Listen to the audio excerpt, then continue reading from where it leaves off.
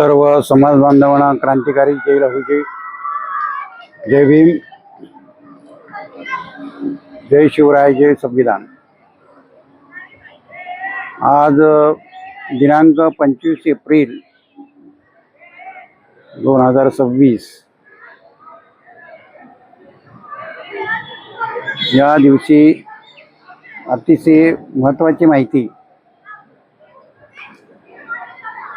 मिळालेली आहे। कायदेशीर दावा करत नाही, परंतु अ ब क ड वर्गीकरणासाठी सरकारने जे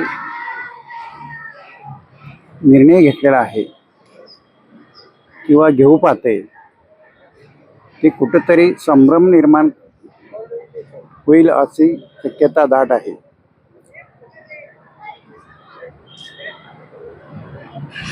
नेमकं अडचण काय आहे हे कळत नाही।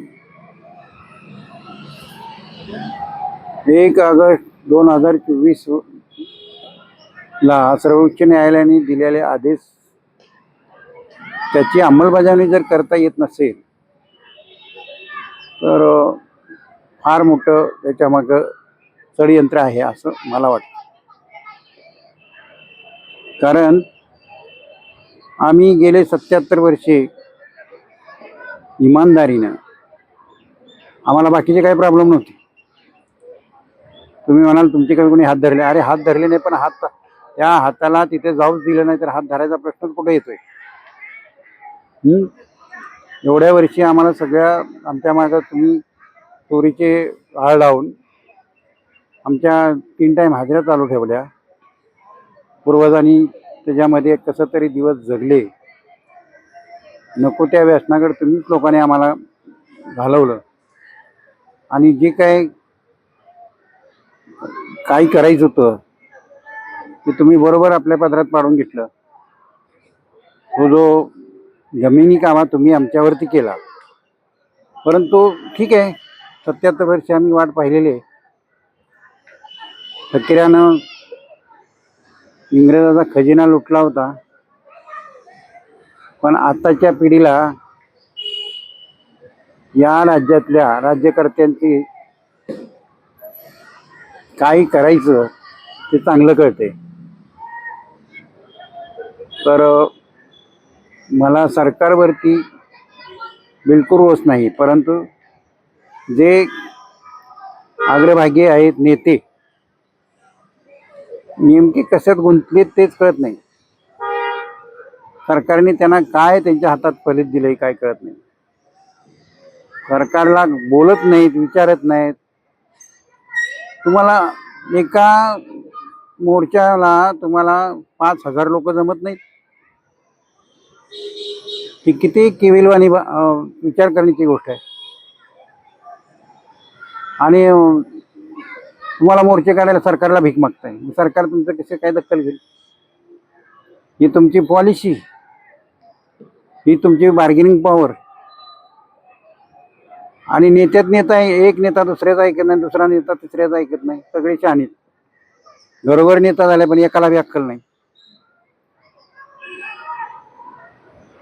आमच्या पूर्व उपनगरामध्ये काय आहे, घरोघर नेता आहे, सगळ्या त्यांच्या महिला मंडळ आपले धुणं भांड्याचं काम करून उदरनिर्वाह करतात आणि हे वाईट कपडे घालून नाक्यावर उभा असतात नेता म्हणून। दिवस वाईट आहेत, म्हणून सर्वांना लागत असेल माझं बोलणं, परंतु वेळ तशी आलेली आहे। आपल्या लेकराबाळाचं जर आपल्याला भलं करायचं असेल तर आपल्याला संघटित व्हावं लागेल, एक जबरदस्त ताकद दाखवायला लागेल सरकारला। सरकारला कळेल की बाबा हे आता बिघडलेले आहेत, हे आता ऐकण्याचं मनस्थित नाही,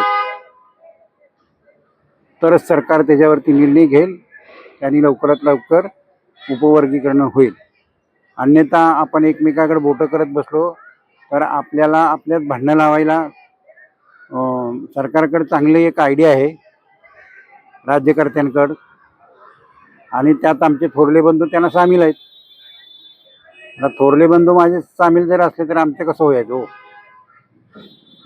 मग जर तुम्हाला असं वाटतंय महाराष्ट्रात कशाला करा, आता कर्नाटकमध्ये गेले तर जा ना, तिथे हरियाणामध्ये झाले, पंजाबमध्ये झाले, उत्तराखंडमध्ये झाले, का जात नाही तुम्ही तिथे? महाराष्ट्राच्याच वाटेला म्हणजे तुम्हाला आम्ही अजून आम्हाला 75-77 वर्षाच्या पाठीमागे नेत आहे का? तेच आम्ही चोऱ्या करायच्या, मारामारी करायच्या, आमच्या लेकराबाळांनी तेच करायचं असं तुमची इच्छा असेल तर ठीक आहे, बघू. समाज बांधव म्हणून सगळ्यांना माझी कळकळीची विनंती आहे, चंपूगिरी आणि फोटोमध्ये वर्कशॉपमध्ये नका गुंतू. बोला धाडसाने येऊन पुढे येऊन तुमच्या रक्त कुणाचं आहे हे जरा भान ठेवा.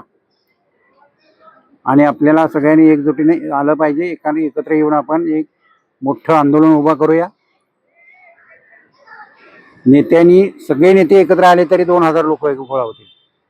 2000 लोक एका विचाराने जर एखाद्या ठिकाणी गेले तर काय काय होत नाही सांगा, काय होणार नाही.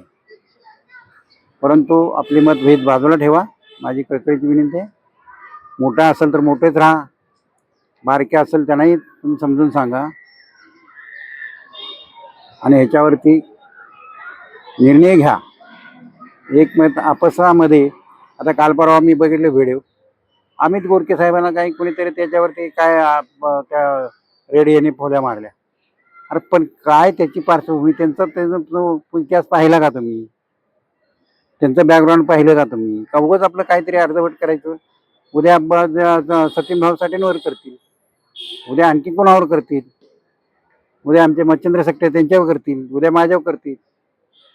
हां, ही जी बरोबर नाही आहे, ही मानसिकता बरोबर नाही. मुळात ही आहे. ठीक आहे, चुका असेल तुम्ही त्यांना समजून सांगा, जवळ जा. पण तुम्ही ऑनलाईन तुम्ही मीडियावरती ते करत असाल ते बरोबर नाही ना.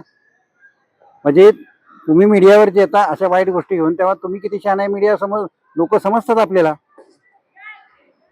तर हे माझी विनंती आहे आपल्याला. मी तुम्हाला तुमच्यापेक्षा मोठा नक्कीच नाही, तुमच्यापेक्षा शहाणाही नाही आणि सगळ्यापेक्षा वेडावी नाही. परंतु आपण हे जरा थोडंसं सगळं भान ठेवून चंपूगिरीच्या मागं न लागता, आमचे अण्णा धगाडे म्हणतात ही चंपूगिरी सोडा. काय ते जर अजून एक 10-20 वर्षानं जवान असते ना तर ते सगळ्याला पळवलं. पण काय आता वय झालंय त्यांचं बी, प्रत्येक ठिकाणी नाही पोचू शकत. पण अभ्यास आहे, मुरलेला अभ्यास आहे. आम्ही अभ्यासाशिवाय बोलत नाही. आम्हाला 40-50 वर्षाचा अनुभव आहे. आम्ही असंच बोलत नाही, उठलो सुटलो लगेच आम्ही इकडं कार्यकर्ते झालो. बिलकुल आम्हाला त्याच्यात इंटरेस्ट नाही. आमचं कौतुक कोणी करावं हे आमच्यात बिलकुल आम्हाला ती मानसिकता नाही. पण समाजाचं भलं झालं पाहिजे. समाजाच्या भल्यासाठी तुम्ही भले काही करा, भले तुम्ही मला वाईट म्हणला तरी चालेल, परंतु ही दिवस जाता कामा नाही. आणि आजच्या माहितीमध्ये अजून 6 महिने असे जाणार आहेत. जाती न्याय जनगणना जोपर्यंत होत नाही तोपर्यंत मला वाटत नाही ही आपलं काम मार्गी लागेल. आणि आंबूज आणि वाय करायचे सोडून द्या. आता वाय आपलीच व्हायची वेळ आलेली. सगळे आंबूज एकत्र आले तर काय होऊ शकत नाही. सगळे आंबूज एकत्र यायला कारणच काय मला कळणं. कुठं फितूर कोण झालंय काही कळतच नाही. कोण कुणाच्या मागं जाते, कोण कुणाच्या मागं. आज सकाळी दुसऱ्याच्या, दुपारी तिसऱ्याच्या, संध्याकाळी तिचा त्याच्यावर. हे काय बरोबर नाही आहे. आणि कुठल्याही यंत्रणेला किंवा कुठल्याला आपल्यात काही आपण तेवढे ही नाही, दूध खोळ नाही. आपण सगळ्या गोष्टीचा अभ्यास, आपण पण सगळ्यांनी आपण वाचतो, आपण संविधान वाचतोय, कायदा काय कळतोय आपल्याला. आपण चटके भाजलेले आहेत. आपल्याला सगळ्याला त्या सहनचिंता, आपण सगळ्यावरती अन्याय करून आपण पुढे येतोय. आज पुढच्या लेकराबाळांचं जर भरं करायचं असेल तर तुम्हाला हे सगळं सोडावं लागेल आणि पुढं येऊन आपल्याला लढावं लागेल, तरच समाजाचं भलं होईल. अन्यथा परत अजून एवढे दिवस गेले तरी कोण दखल घेणार नाही असं मला वाटतं. थांबतो. परवाना क्रांतिकारी जय लहूजी, जय अण्णा.